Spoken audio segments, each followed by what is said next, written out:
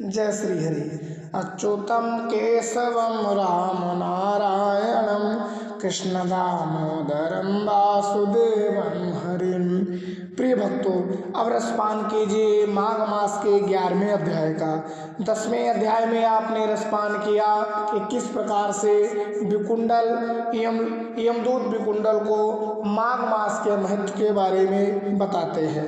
यमदूत कहने लगा, हे वैश्य, मनुष्य को सदैव शालिग्राम की शिला में तथा वज्र या गोमती चक्र में भगवान वासुदेव का पूजन करना चाहिए, क्योंकि सब पापों का नाश करने वाले, सब पुण्यों को देने वाले तथा मुक्ति प्रदान करने वाले भगवान विष्णु का इसमें निवास होता है। जो मनुष्य शालिग्राम की शिला या हरि चक्र में पूजन करता है वह अनेक मंत्रों का फल प्राप्त कर लेता है। जो फल देवताओं को निर्गुण ब्रह्म की उपासना से मिलाता है वह फल मनुष्य को भगवान शालिग्राम की पूजा करने से, यमलोक शालिग्राम की पूजा करने से मिलता है। शालिग्राम की पूजा करने से व्यक्ति यमलोक को नहीं देखने देते। भगवान को लक्ष्मी जी के पास अथवा वैकुंठ में इतना आनंद नहीं आता जितना शालिग्राम की शिला या चक्र में निवास करने में आता है। स्वर्ण कमल युक्त करोड़ों शिवलिंग की पूजन से इतना फल नहीं मिलता जितना एक दिन शालिग्राम के पूजन से मिलता है।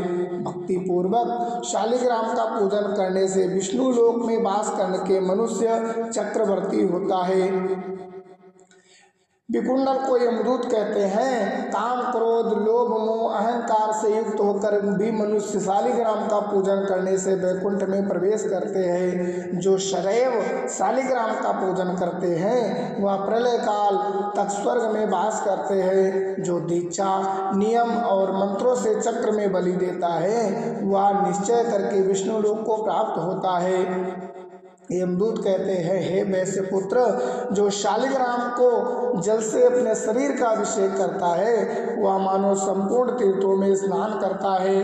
गंगा, रेवा, गोदावरी सबका जल शालिग्राम में वास करता है। जो मनुष्य शालिग्राम की शिला के सन्मुख अपने पिता का श्राद्ध करता है उसके पितर कई कल्प तक स्वर्ग में वास करते हैं। जो लोग नित्य शालिग्राम की शिला का जल पीते हैं उनके हजारों बार पंचगव्य पीने से क्या प्रयोजन।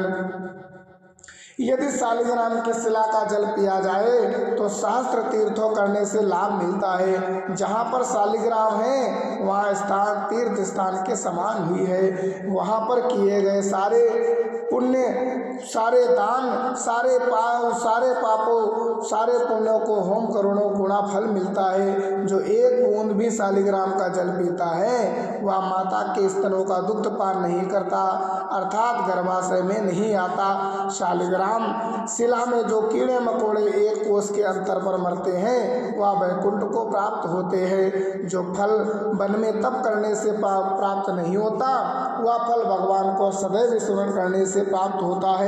मोहवश अनेक प्रकार के घोर पाप करने वाला मनुष्य भी भगवान को प्रणाम करके नरक में नहीं जाता।